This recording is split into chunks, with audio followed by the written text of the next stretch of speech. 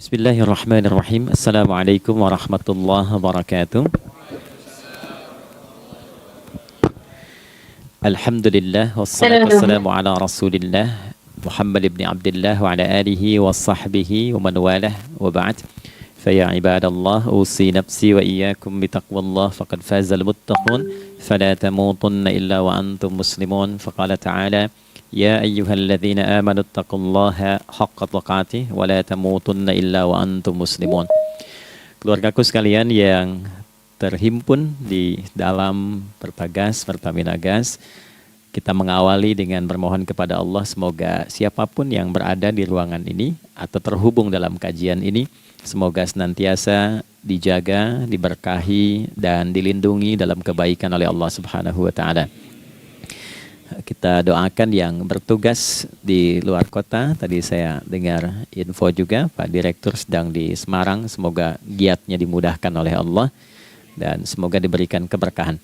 Ada satu bagian yang penting amanat Nabi di hadis Muslim pada satu sifat kepemimpinan. Bahwa di antara sifat pemimpin dan yang dipimpin itu harus selalu membangun kekompakan dengan nilai cinta dan doa. Ini yang sering dilupakan. Nabi pernah menyampaikan dan penyampaian ini, hadis ini didokumentasikan oleh Imam Muslim dalam satu kalimat yang singkat, padat tapi mengikat. Khiyaru a'immatikum man tuhibbunahu wa yuhibbunakum. Pemimpin yang baik itu adalah pemimpin yang kalian mencintainya dan ia pun mencintai kalian. Nah, membangun cinta itu salah satu jembatannya dengan doa. Oleh karena itu, di antara doa yang dianjurkan saat Anda memulai pekerjaan, itu bukan hanya untuk pribadi, lancarkan pekerjaan saya. Tapi juga sehatkan pimpinan saya, pimpinan mendoakan sehatkan anggota saya, sehingga semua itu melahirkan sifat harmoni yang memberikan kenyamanan dan kebahagiaan dalam bertugas. Nah, izinkan saya mengawali dengan itu dulu, karena itu di antara sunnah yang seringkali terlupakan. Sehingga bekerja itu lebih banyak dilakukan dengan tekanan menyelesaikan tugas dibandingkan dengan rasa cinta untuk bisa memberikan nilai ibadah di dalamnya. Yang kedua, semoga sholat kita diterima oleh Allah Subhanahu wa taala. Nah, yang kedua ini tidak cukup dengan amin. Kita harus tahu dulu standar penerimaan itu seperti apa. Dan yang kedua, kenapa harus sholat? Ini poin pokoknya. Mengapa sih umat Islam itu cukup hanya misalnya dengan bersyahadat saja dipandang sudah berislam, lalu berbuat baik? Kenapa mesti ada sholat? Kenapa bahkan yang pokok sampai 5 waktunya? Dan jumlah rakaatnya pun diatur sedemikian rupa sampai teknisnya pun dijelaskan dengan rinci. Saking rincinya, bila ada yang menyimpang dari rincian itu, maka dianggap sholatnya tidak sah dan mesti diulang.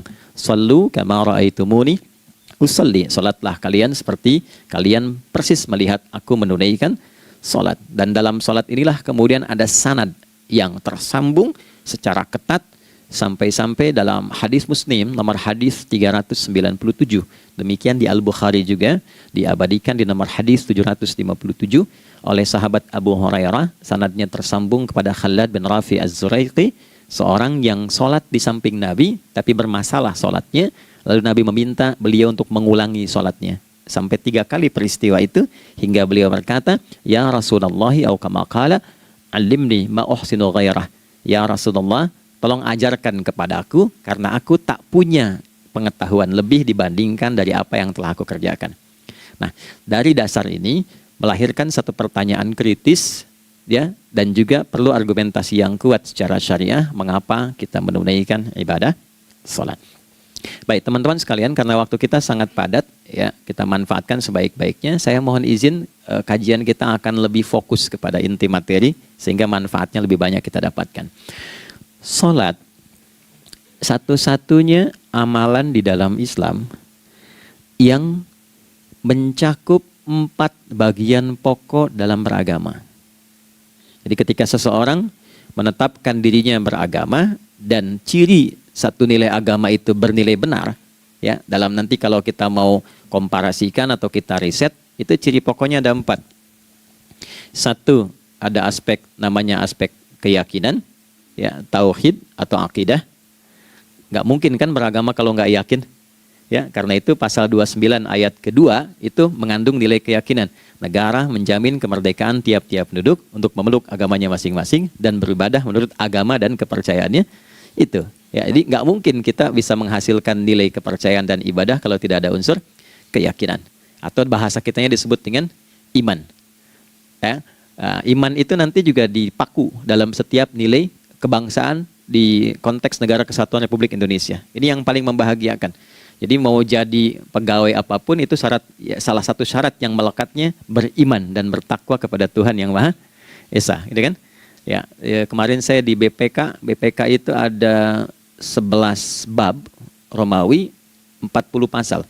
Ya, di bab yang keempat pasal 13 tentang pemberhentian dan pengangkatan itu ada 11 poin A sampai K. Di poin B yang keduanya syarat menjadi bagian dari anggota BPK itu beriman dan bertakwa kepada Tuhan Yang Maha Esa.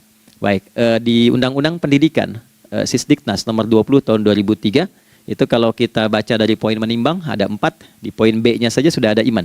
Ya, Undang-Undang Dasar 1945 mengamanatkan pemerintah mengusahakan satu sistem pendidikan ya nasional yang meningkatkan keimanan dan ketakwaan pada Tuhan Yang Maha Esa serta akhlak mulia, baru mencerdaskan kehidupan bangsa. Ya, secara singkat, satu, agama dianggap benar kalau ada doktrin keimanan, ada akidah, ada tauhidnya. Yang kedua, ada ibadahnya. Ya, sebagai pembuktian kita beriman, buktinya apa? Ya kan? Saya beriman kepada Tuhan, kita tetapkan, misalnya Allah. Apa pembuktian keberimanan kita kepada Allah? Ya, kan pembuktiannya itu mesti diwujudkan dalam bentuk sikap. Sikap itulah yang disebut dengan ibadah. Nah, konsepsi ini ada di Quran surah ke-20 Thaha di ayat ke-14. Innani anallahu la ilaha illa ana fa'budini. Ya, sungguh aku tegaskan bahwa akulah Allah, satu-satunya Tuhan yang layak dipertuhankan dan disembah. Ketika Anda mempertuhankan aku, fa'budni, maka buktikan kebertuhananmu kepadaku dengan menyembahku. Karena itu namanya Allah punya dua arti. Satu yang dipertuhankan, kan, ilahun wahid. Yang kedua yang disembah. Ya, jadi yang dipertuhankan dan disembah. Oke. 3. Yang ketiga harus punya unsur praktikal atau implementatif dalam interaksi kehidupan. Ya, jadi bukan cuma nyembah Tuhan, bimbingan kehidupannya apa? Implementasi dari ibadah itu. Ya, ciri umat beragama itu kan bukan hanya sekedar saya yakin, beriman, saya ibadah. Terus bukti ibadah itu dibawa dalam berinteraksi hariannya seperti apa wujudnya. Ya, makanya ketika dulu orang itu jujur, orang itu bangga dengan kejujurannya bukan sebagai orang jujur, tapi sebagai muslim. Jadi ketika ditanya, kenapa Anda jujur? Karena saya muslim. Ketika ada seorang penggembala di Sahara yang sangat gersang, diuji oleh Umar bin Khattab, ingin diambil kambingnya, kan kisahnya viral kan? Baik ya? Oh, tapi ini bukan punya saya. Bilang aja pada tuan Anda, kalau kambingnya hilang satu dimakan serigala. Lantas di mana Allah?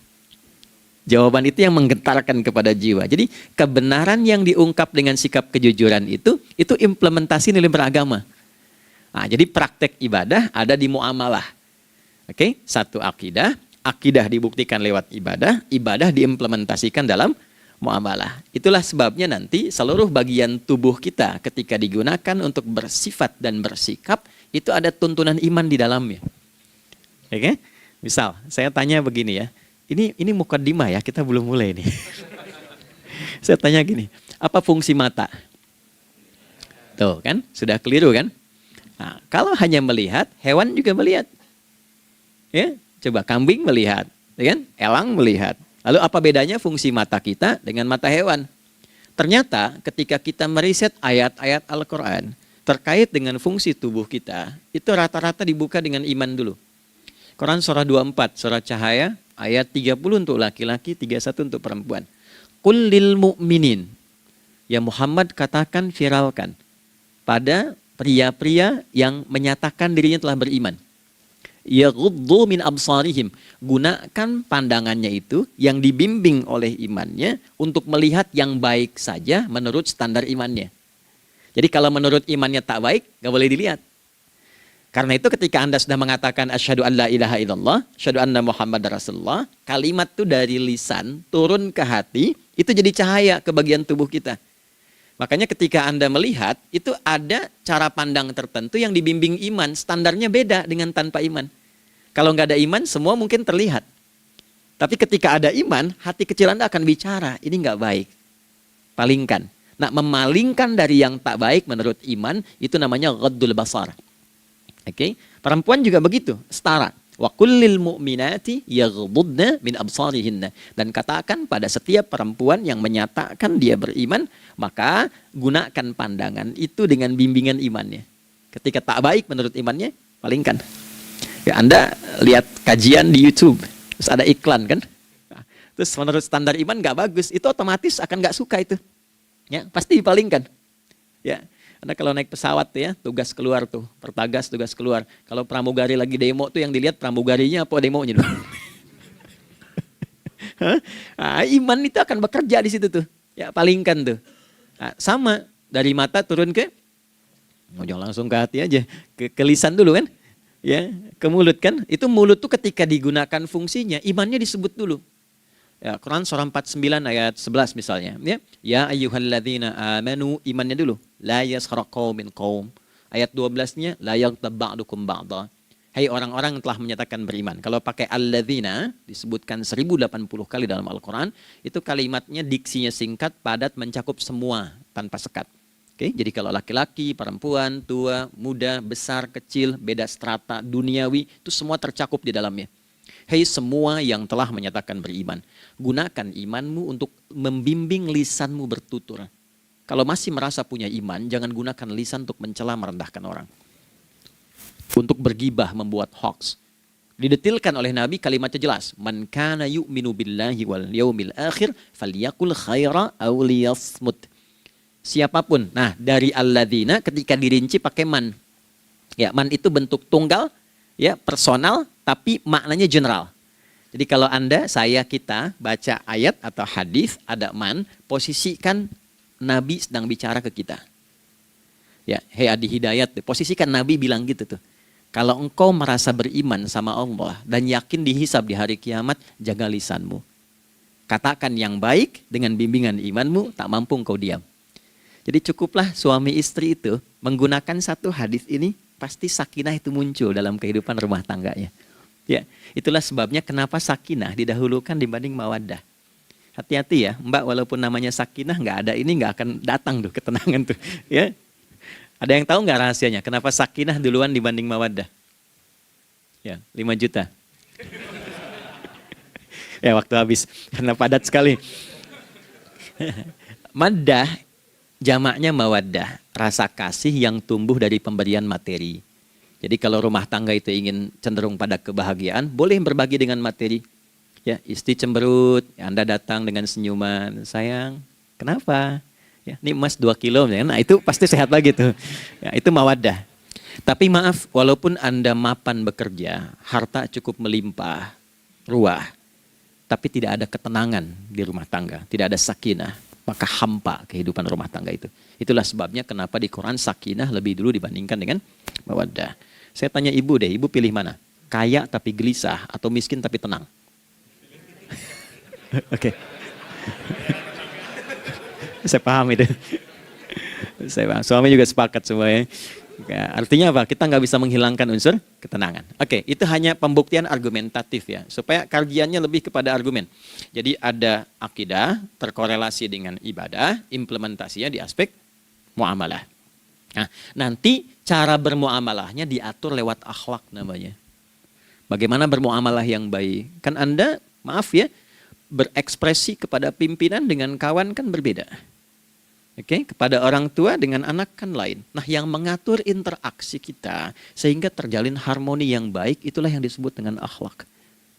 Nah, 4 poin inilah yang menjadi inti dakwah Nabi SAW ketika diutus oleh Allah Subhanahu wa ta'ala. Memastikan 4 ini bisa optimal kita lakukan dalam kehidupan. Bonusnya yang kelima, selalu meningkatkan inovasi sehingga selalu mendapatkan hal baru dalam kehidupan. 5 ini digabungkan di Quran surah kedua Al-Baqarah di ayat 151. Kama arsalna fikum rasulam minkum yatslu alaikum ayatina. Satu. Oke, wa yuzakkikum. Dua, akhlak. Wa yu'allimukumul kitaba. Tiga, wal hikmah. Empat, lima, wa yu'allimukum ma lam takunu ta'lamun. Kelima-limanya ini digambarkanlah dalam bentuk ibadah yang melatih kita sebagai pondasi awal menuju dan memantapkan 5 hal ini, yaitu sholat. Itulah sebabnya kenapa sholat yang pokok dilakukan 5 waktu dalam sehari untuk mewujudkan 5 hal ini dalam kehidupan, dan satu-satunya ibadah yang mengumpulkan 5 aspek ini dalam prakteknya hanya sholat. Hanya sholat. Oke, mari kita detilkan, kita rinci, dan di sini kita akan mulai kajian kita. Yang tadi mukadimah ya. Baik, kita punya 30 menit, wah padat sekali. Bismillahirrahmanirrahim. 1. Salat adalah perwujudan iman seorang hamba. Karena itulah kalimat salat pertama kali disebutkan dalam Al-Quran, itu letaknya setelah kalimat iman. Al-Baqarah ayat 3. Alladzina yu'minuna bil ghaibi wa yuqimunas shalah. Orang-orang yang telah menyatakan beriman dan konsisten menjaga imannya. Beda alladzina amanu dengan yu'minun. Amanu telah beriman.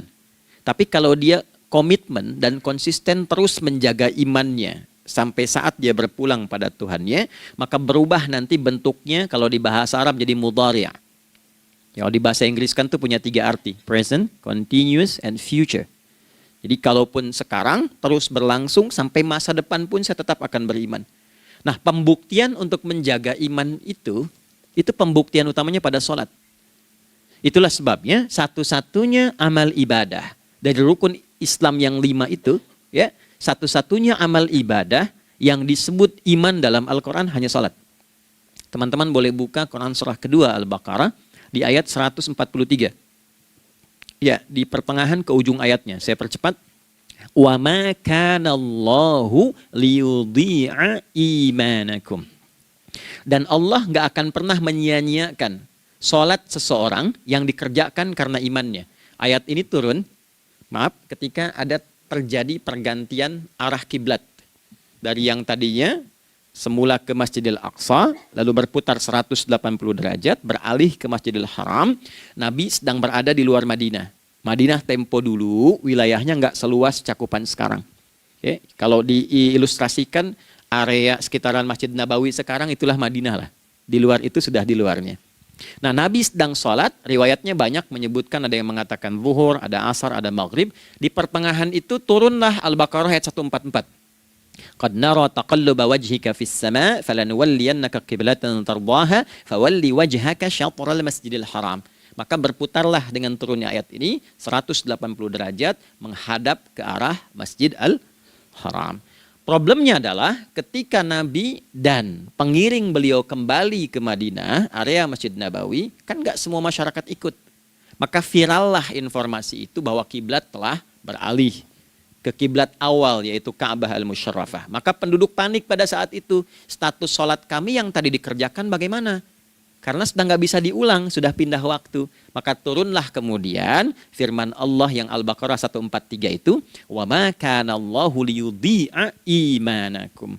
Karena engkau mengerjakan sholat itu dengan imanmu, maka Allah nggak menyia-nyiakan imanmu itu. Maksudnya apa? Walaupun arah kiblatnya tidak tahu mengarah kepada sisi yang belum berubah, tetap dihitung pahalanya sempurna karena imannya. Gitu. Nah, ini nanti yang menjadi landasan turunnya Al-Baqarah ayat 115. Walillahil masyriq wal maghrib fa aina ma tuwallu fa thamma wajhullah. Kalau Anda sedang tugas nanti di lapangan, lalu sulit menemukan arah kiblat. Aplikasi susah karena sinyal nggak masuk misalnya. Oke, kemudian juga matahari agak remang-remang sehingga sulit untuk terlihat patokannya. Maka dengan keyakinan, dengan iman itu, menghadaplah ke arah yang kita yakini, maka berlakulah Al-Baqarah 115. Di saat itu diterima amal ibadah kita sama dengan yang menghadap kiblat dengan dasar imannya. Oke, nah pengertian terbaliknya, mafhum mukhalafahnya, maka Nabi mengatakan, al-farqu bainal mu'min wal kafir tarkus shalah. Beda antara orang yang beriman dengan yang belum beriman adalah pada sholatnya. Jadi kalau ada orang mengatakan sudah beriman dan tidak menunaikan sholat, ini artinya keimanannya belum diakui sepenuhnya oleh Allah Subhanahu wa Ta'ala. Jelas ya? Halo, kenapa sedih begini? Maaf, saya terlalu cepat nggak? Enggak ya, baik. Jadi dalam poin ini penting pembedanya di sholat. Itulah sebabnya kenapa dari kecil kan, usia sekian, dari mulai 3 ke arah 7 tahun contohkan. Ya, orang tuanya sholat bentangkan sejadah. Kalau bisa kalau anak sudah mulai suka tuh kasih model sejadah yang anak-anak sukai bentuknya. Ya, dulu ada anak saya senang model mobilan, saya tidak sebutkan supaya tidak endorse gitu ya. Dikasih sejadah dengan pola itu, dia senang tuh ikutin. Kita nggak minta sholat, dia datang sendiri. Ya, nanti setelah mulai 7 tahun kan baru diajarkan dengan baik, diajak ke masjid kalau yang laki-laki. Demikian seterusnya. Ya, mengapa dari awal dituntun seperti itu? Untuk memberikan sebuah penguat bahwa penjagaan iman dimulai dari sejak dini. Ya, tapi di Indonesia saya perhatikan kelasnya sudah advance. Ya, TK sudah manasik gitu. Oke. Itu satu ya. Karena nanti kalau Nabi bilang begitu artinya akan terjadi orang mengatakan beriman tapi tidak sholat. Ya, makanya keras dari awal Nabi katakan bahwa pembeda antara orang yang beriman dengan yang baru klaim beriman itu pada sholatnya. Ya, pada sholatnya. Mengerjakan sholat maka sah status imannya, tidak menunaikan sholat maka bermasalah imannya. Itu poin yang pertama. Yang kedua teman-teman sekalian, ibadah. Kita lanjut ya. Sholat adalah bagian pokok terpenting dari ibadah. Nah, di sini kita akan mulai membuka sedikit rahasia terkait dengan aspek ibadah ini. Teman-teman sekalian, ternyata sholat ini ketika oleh Allah diturunkan dalam Al-Quran, dalam konteks penunaian ibadah, bukan berarti hanya mengkoneksikan atau mengkorelasikan hubungannya dengan iman saja, bukan.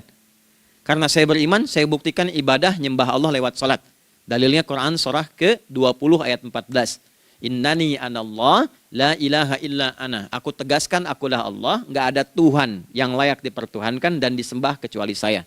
Fa'budni, kalau Anda telah menyatakan beriman padaku, buktikan keberimananmu dengan menyembah saya dalam ibadah. Bentuknya bagaimana ya Allah? Teruskan ayatnya. Wa aqimis sholata.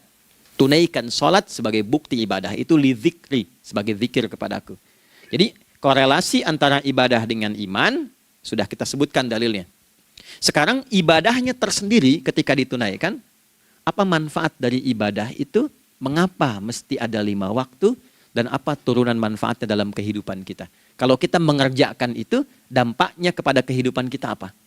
Nah, inilah indahnya di dalam Islam, dijelaskan dalilnya, diberikan contohnya, diberikan alasannya, dan yang paling indah, diberikan penjelasan dengan detail tentang manfaat-manfaatnya. Ini tidak ditemukan di dalam konsep keyakinan manapun. Kalau teman-teman boleh mau riset silahkan. Ada nggak satu keyakinan agama tertentu yang dari ibadahnya tuh diatur? Cara memulainya, bacaannya, detailnya, manfaatnya, waktunya, sampai dengan hasilnya, sampai kiamatnya. Ini menunjukkan bukan karya manusia. Bukan karya manusia. Kalau karya manusia setiap orang bisa buat itu. Ya, ketika ini menunjukkan bukan karya manusia, maka pertanyaannya dengan cara apa lagi Allah memberikan pembuktian pada kita bahwa Ia Tuhan yang hak yang harus kita sembah. Nah, kalau sudah paham, mari kita rincikan turunan tentang sholat ini. Kita mulai satu-satu teman-teman sekalian dari waktu sholat. Alhamdulillah. Seperti kita ketahui waktu sholat ada 5. Tapi yang sering kita dapati dari yang 5 ini tidak semua orang mengetahui tentang makna dari nama dan pembagian di waktu ini. Yuk kita mulai rincikan. Sholat yang pertama namanya apa? Gak usah khawatir menang gak dapat hadiah kalau benar. Salah juga keterlaluan. Oke, 1 subuh. Dia satu-satunya nama sholat yang punya 2 nama ya. Subuh dan fajar. Oke, Pak Fajar, Pak waktu sholat. 2, zuhur. 3, asar. 4, maghrib. 5, isya. Oke, rumus hitungannya 24, 4, 3, 4. Ya. Rumus bilangannya 24, 4, 3, 4. Kalau mau tanya nomor koneksi dengan Allah, 24, 4, 3, 4, 2 subuh, 4 zuhur, 4 asar, 3 maghrib, 4 isya. Oke, pertanyaannya, apa artinya nama itu? Selama ini jangan-jangan kita hanya tahu namanya tapi tidak memahami maknanya. Itu poinnya. Oke, sekarang mari kita mulai. Izin saya tidak punya kemampuan untuk menuliskan, ya, karena memang saat ini terbatas. Tapi kalau diperkenankan bisa kita coba uraikan sedikit. Baik. Ya, bismillah. Jazakallah khair. Mohon fokus baik-baik karena waktunya tinggal 21 menit lagi. Izin saya pastikan dulu ya supaya terlihat dengan baik. Ibu kelihatan di sana? Bagus. Saya kira tuh hanya di Sumbawa Barat. Ternyata di Pertagas pun perempuan-perempuannya imannya luar biasa. Maksudnya belum saya tulis sudah kelihatan. Imannya luar biasa. Oke, kita mulai dari yang pertama ya. 5 waktu sholat. Kita mulai dari 1 dulu. Subuh, teman-teman saya turunkan dulu ya. Izinkan saya tulis pakai bahasa Arab dulu supaya gampang. 1, dia punya 2 nama. Di angka Arab ya. Kalau yang gini angka Hindi. Anda yang di admin di komputer pasti tahu. Ada Fajr. Kata subuh ditemukan di Al-Quran surah ke-81 At-Takwir ayat 18. Kalau keliru tolong diingatkan. Was-subhi idza tanaffas. Quran surah 81 ayat 18. Ya. Enggak usah di ilmu utak-atik ya. Oh ini kenapa 81 kalau dibalik 18? Itu cocok logi. Ya, abaikan aja itu. Ya. Fajar agak banyak di Quran terkait dengan nama salatnya ada di Quran surah ke-17 di ayat 78. Aqimis salata liduluki syamsi ila ghasaqil laili wa qur'anal fajr. Inna qur'anal fajri kana masyhuda. Yuk kita mulai ke maknanya dulu. Ingat rumusnya ya. Rumusnya ini selalu begini rumusnya.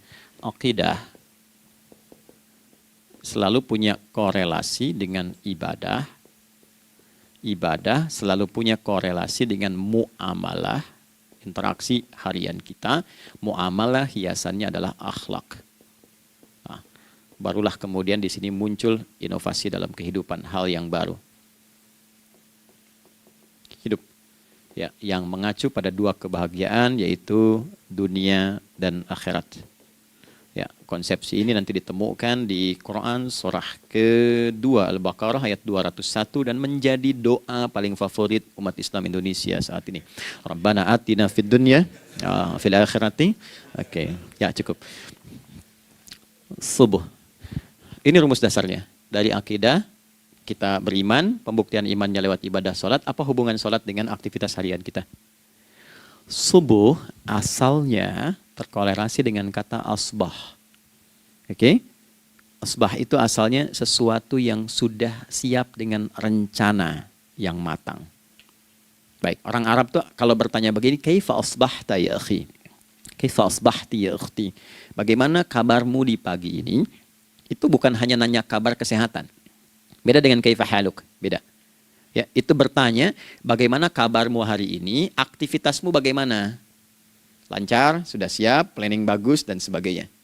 Ya, itulah sebabnya ketika Allah bersumpah dengan awal waktu, penandanya adalah planning kegiatan.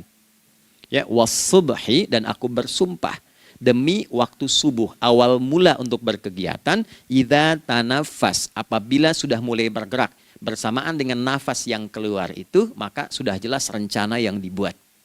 Ya, jangankan kita, semua alam itu, semesta itu seluruhnya bukan hanya bertasbih, tapi beraktivitas dalam tasbihnya. Di waktu subuh, matahari sudah mulai bersinar kan?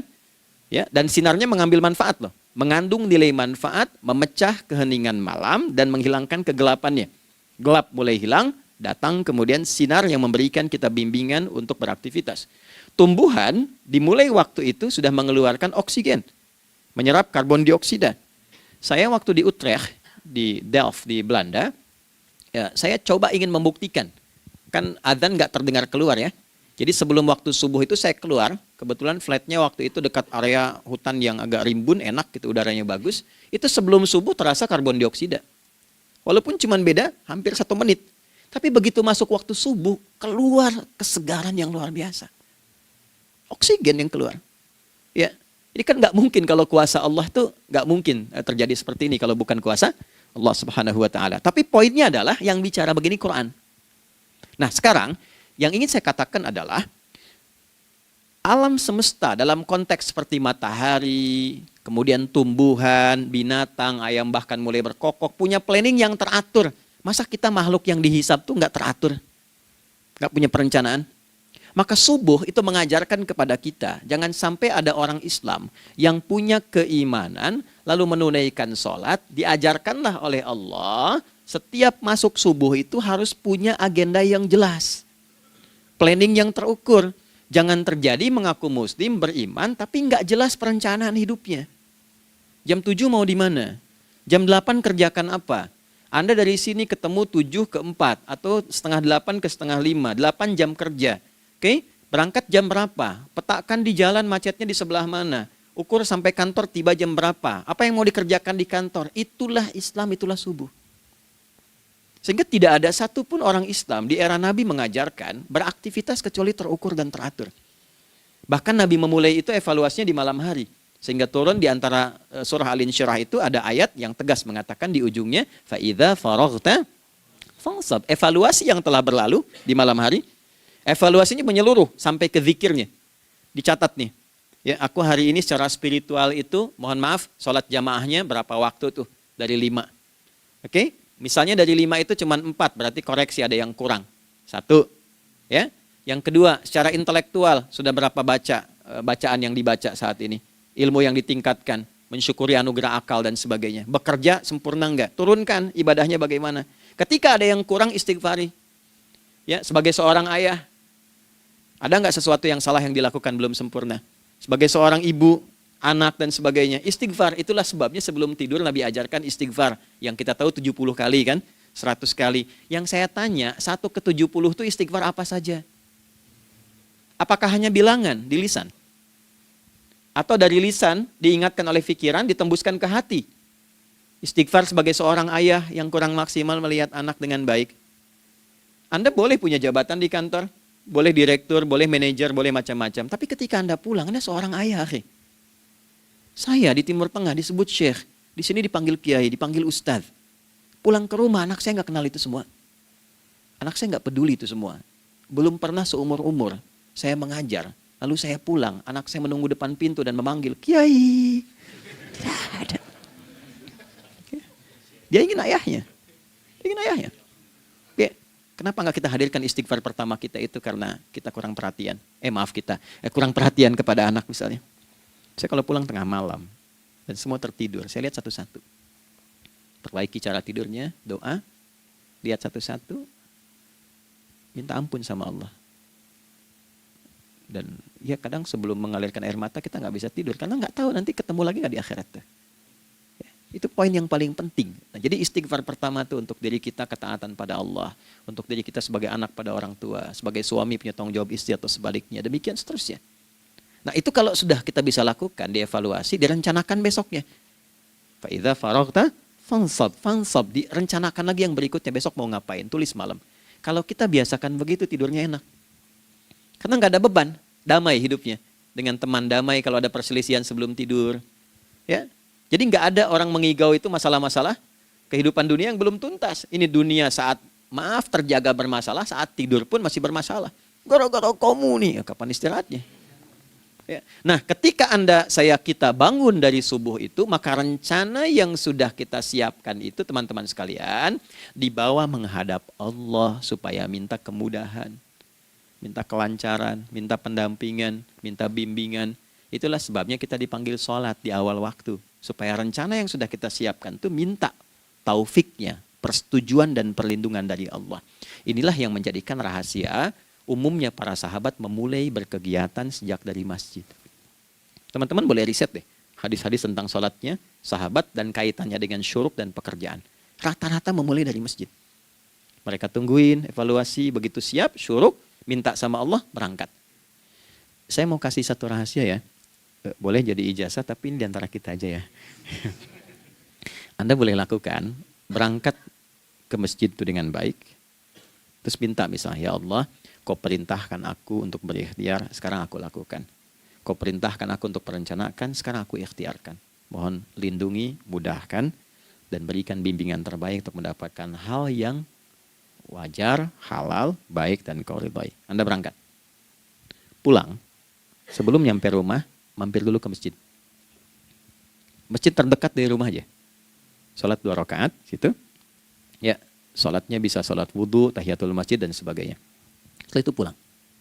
Doa dulu habis sholat. Ya Allah, aku telah berikhtiar seperti apa yang telah Engkau perintahkan. Sekarang aku memohon rizki darimu seperti apa yang telah Engkau janjikan. Kalau dengan semua ikhtiar ini belum cukup menurunkan rizki darimu, maka mohon tunjukkan padaku saat ini dengan cara apa lagi aku mesti berikhtiar. Oke? Silahkan Anda pulang dengan suasana itu ke rumah. Dan lihat apa yang terjadi. Rasakan bedanya, bedakan rasanya, dan pasti terasa bedanya. Gak ada kesan yang lain pada jiwa. Jadi yang dibawa ke rumah itu bukan aura kantor. Bukan aura jalan yang macet. Tapi ada ketenangan, kenyamanan, dan kenikmatan. Kalau teman-teman mau pakai sunnah sahabat ini dalam dunia pekerjaan, dan Anda lakukan coba sehari ini saja, rasanya pasti beda. Ya, ini bagian pertama. Nah, ketika kita ingin datang menghadap Allah, dan mulai membawa rencana kita, kan perlu isyaratnya kan, kapan dimulai? Gak bisa tiba-tiba saya bangun jam 3 langsung sholat subuh, kan tidak begitu. Ya kan? Mesti ada satu sinyal dulu, yang dari sinyal itu ada feedback pada diri kita untuk merespon, gitu kan? Nah, pancaran respon atas sesuatu yang memancar akibat satu hal yang terjadi, kalau di gaya itu kan kalau ada gaya gerak, gaya dorong kan? Ya, kalau nggak salah F1 sama dengan F2 kan? Nah, gaya gerak sama dengan gaya dorong. Geraknya dikit, bunyinya kecil kan? Kencang bunyinya. Kencang. Terus ada F berbanding lurus dengan P, hukum Pascalnya. Gaya berbanding lurus dengan tekanan, kan? Semakin banyak gaya semakin tertekan. Nah, respon yang muncul ketika ada satu misalnya gaya, tapi responnya sifatnya materi sifatnya. Ya, misal kalau Anda mau mengebor air, kan? Kemudian keluar terpancar tuh dari bawah itu keluar misalnya air. Nah, itu namanya infajar. Infajar. Dalilnya Quran surah kedua ayat 60. Wa idzistasqa Musa liqaumihi faqulna idrib bi'asakal hajar fanfajarat minhu 12 aina. Nabi Musa kata Allah itu kaummu 12 suku minta mata air. Dan enggak tanggung, setiap sukunya minta satu, katanya supaya enggak rebutan. Maka Allah firmankan, pukulkan tongkatmu yang kayu. Lihat diksinya detil sekali. Pukulkan tongkatmu yang kayu ke batu itu, maka batu itu akan terbelah dan mengeluarkan pancaran 12 mata air. Ya, tongkat kayu dipukulkan ke batu, batunya yang hancur. Karena Musa seorang nabi, gitu kan? Anda punya tongkat emas, pukulkan ke batu, maka keluar 12 air mata. Gitu ya. Nah ini, infajar. Kalau respon yang keluar itu respon buruk. Misal dalam nafsu, kan suka ada trigger ya yang memancing respon terus nafsu keluar kan? Ya, apa saja itu? Lihat gambar yang nggak bagus, nafsu keluar, itu kan? Lihat sendal bagus, nafsu keluar, macam-macam ya. Nah itu fujur namanya. Fujur. Hurufnya masih sama, cuma bentuknya berbeda. Fa, jimnya masih ada waw, ada ra-nya. Fujur. Quran surah 91 di ayat 7 sampai 10. Wa nafsi wa ma sawwaha fa alhamaha fujuraha wa taqwaha. Fujur tembus ke nafas, nafas memerintahkan yang buruk disebut su. Nafas ketemu su jadi nafsu. Makanya nama lain fujur itu nafsu. Dalilnya Quran surah 12 ayat 53. Wa ma ubarni'u nafsi innan nafsa la'ammaratun bisu. Ya, la'ammaratun bisu'i illa ma rahimah rabbi. Oke, nafas ketemu su. Teruskan. Tapi kalau pancarannya pada sifat yang baik. Oke? Membelah sesuatu yang gelap menjadi baik, terbuka, memancarkan respon panggilan yang baik, maka berubah katanya menjadi fajar. Oke? Matahari diperintahkan oleh Allah, diperintahkan membelah kegelapan malam. Keluarlah sinar pertamanya, disebutlah fajar. Kenapa? Karena ada respon kebaikan keluar darinya. Baik, perhatikan baik-baik. Quran surah kedua, ayat 187. Wa kulu washrabu hatta yatabayyana lakumul khaytul abyadu minal khaytil aswadi minal fajar. Itu untuk matahari. Kita lagi tidur enak-enak, sudah nyiapin rencana malam-malam. Tiba-tiba ada panggilan. Allahu Akbar, Allahu Akbar. Itulah tandanya hati kita mengkonfirmasi iman kita dalam diri kita. Cepat, sudah adzan. Pernah begitu? Nah, konfirmasi itulah dalam bahasa lain yang disebut dengan fajar namanya. Datang. Jadi waktunya matahari membelah disebut dengan fajar, konfirmasinya pun disebut dengan apa? Fajar. Ya, jadi bersamaan waktunya dengan dua hal itu. Datanglah panggilan. Itu yang dimaksud Quran, hubungan iman dengan konfirmasinya sampai ke sholatnya ada di Quran surah 8 ayat 2. Innamal mu'minuna iman. Alladzina idza dzukirallahu adzan. Wajilat qulubuhum iman. Jadi begitu ciri iman itu ada dalam jiwa, dipanggil lewat adzan, kan? Allahu Akbar, langsung merespon, ya Allah sudah adzan. Walaupun setelah adzan ada lagi getaran, baru adzan belum qomat gitu kan. Nah, misal ya. Nah, tapi inilah fajar. Jadi maksudnya rencana Anda ini agak jarang dibahas ya. Mohon maaf, ilmu ini agak jarang. Jadi jangan Anda bilang saya bid'ah, bukan. Ya, bukunya ada, referensinya ada. Cuman karena jarang dikaji, jangan sampai kekurangan pengetahuan menghukumi yang tahu jadi salah gitu. Ini poinnya. Jadi saya kalau bahas satu masalah, itu bukunya saya kumpulkan. Tafsir awal sampai akhir yang ada apa, buku-buku tentang sholat apa, baru kita keluarkan. Jadi bagian topik-topik tertentu yang dibahas. Problemnya ketika membahas tentang ibadah cuma dua. Satu, tentang bacaan, doanya apa. Yang kedua, tentang gerakan, bagaimana mengerjakannya. Yang ketiga jarang dibahas hikmahnya apa. Padahal rumus dalam ibadah itu dalam fikih tiga-tiga mesti dipakai. Ini Quran surah kedua ayat berapa? Ayat 129. Rabbana wab'ats fihim rasulan minhum yatlu 'alaihim ayatika ini wa yu'allimuhumul kitaba ini wal hikmah ini. Barulah kita mendapatkan sesuatu yang baru. Ya. Ini wa yuzakkikum dan di 151 Al-Baqarah wa yu'allimukum ma lam takunu ta'lamun. Jadi ini bukan ilmu yang baru, bukan, belum tahu saja. Jadi selama ini yang kita kerjakan jangan sampai terbatas pada ritualnya saja untuk mencukupkan ini. Hubungan ritual dengan ini apa gitu. Ya, jadi subuh ini mengkonfirmasi bahwa ada satu keteraturan dalam kegiatan kita. Ya, alhamdulillah. 2, siang. Oke, setelah subuh, fajar, salat apa? Zuhur. Oke, saya tanya pada Anda, zuhur itu artinya apa? Sudah, cukup katakan Allahu a'lam. Waktunya terbatas ya. Sahabat ditanya nggak tahu Allahu a'lam. Anda sahabat bukan, tabi'in bukan. Zuhur. Waktu tinggal 4 menit lagi. Oke, teman-teman kalau kita jeli, ini kan sholat dikerjakan di siang hari kan? Siang itu bahasa Arabnya nahar.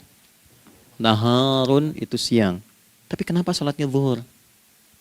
Kok nggak sholat nahar gitu? Ya, lohor ya, jadi paksain tuh. Zuhur, lohor. Ya. Terus sore, biar nyambung cepat. Sore bahasa Arabnya kan masa. Masa al-khir, selamat sore. Kenapa kau sholatnya asar? Kok sholatnya namanya asar? Oke. Maghrib, isya. Isya kan malam kan? Kenapa nggak lail? Lail itu kan malam. Kalau ada yang istimewa di malamnya, itu lailah namanya. Makanya ketika turun Al-Quran disebut Lailatul Qadar. Karena malamnya istimewa. Beda, lail dengan lailah itu beda. Lail itu waktu malam, lailah ada yang istimewa di malam itu. Ya, jamaknya lail, layali, lela, lili, lala, itu malam. Ibu lili, ibu malam-malam. Ya. Zuhur artinya jelas, terang. Ada idhar, dibaca dengan jelas, terang. Gak boleh dengung. Man amana. Itu kan? Ya, min husni, harus jelas. Ya, ada a jelas. Zuhur kenapa disebut zuhur? Untuk evaluasi kegiatan kita dari setengah hari. Sudah jelas belum hasilnya? Ini Anda punya rencana di sini, evaluasi di siang. Jelas gak hasilnya? Pekerjaan Anda yang sekarang diamanahkan dari pagi jam 7 sampai sekarang, evaluasi dulu. Dicek, jangan cuma ditinggalkan. Oke, saya sedang kerjain, tinggalin dulu sholat. Bukan begitu. Ketika akan sholat, Anda cek dulu. Dari ke siang itu tengah hari, bagaimana hasilnya? Ada yang perlu disempurnakan nggak? Ya, ketika ide-idenya mulai mentok, ada yang belum selesai, datang dulu sholat, tenang lagi. Saat tenang itulah dirumuskan kembali pelan-pelan. Kan lumayan dari jam 12 sampai jam 1. Diisi dengan baik, dilihat. Itu baru dunia ini. Kan kita ngejar ini juga. Karena nanti ayat 200-nya, ada yang cuma ngejar ini. Wa minan nasi may yaqulu rabbana atina fid dunya. Bukan, kalau nggak hafal diam aja. Wa minan nasi may yaqulu rabbana atina fid dunya wa ma lahu fil akhirati min khalaq.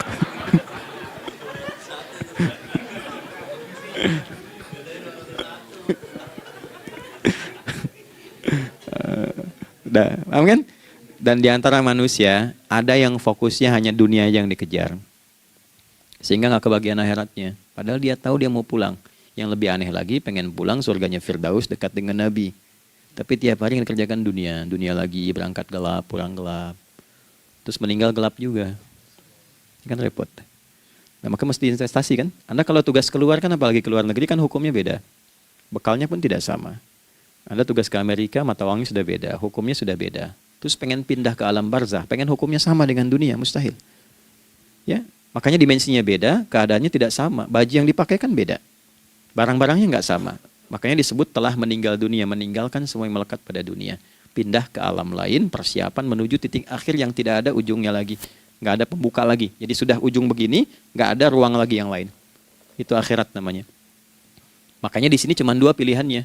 Kalau nggak ke surga, nah, tuh, ya.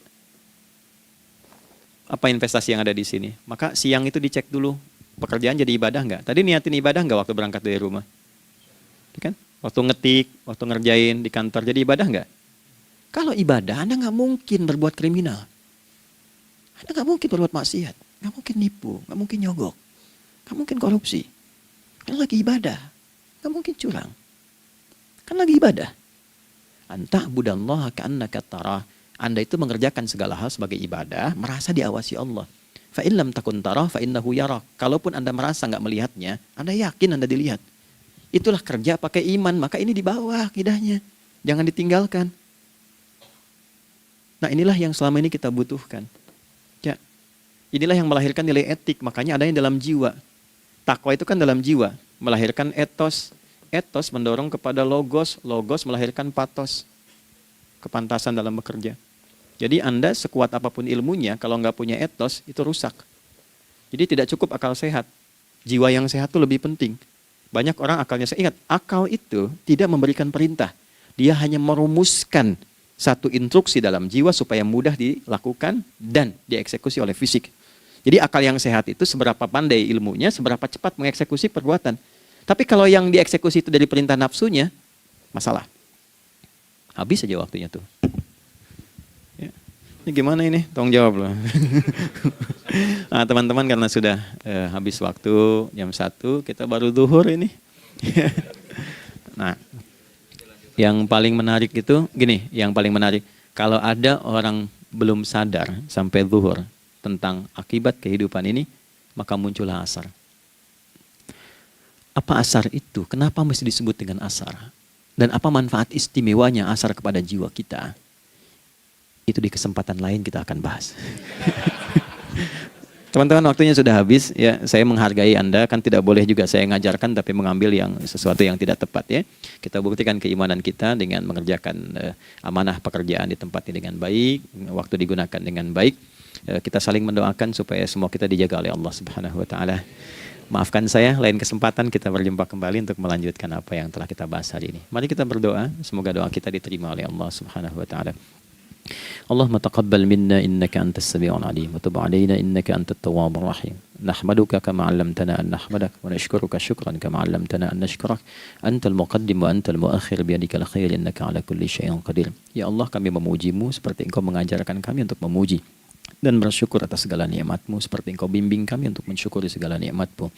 Allahumma salli wa sallim wa barik ala habibikal karim rasulikal mustafa al-amin sayyidina Muhammadin wa ala alihi wa sahbihi ajma'in. Ya Allah, anugerahkan kami kemampuan untuk terus bersalawat pada Rasulullah, sehingga dengan itu kami mendapatkan kemampuan yang baik untuk meneladani kemuliaan beliau dalam beraktivitas kehidupan.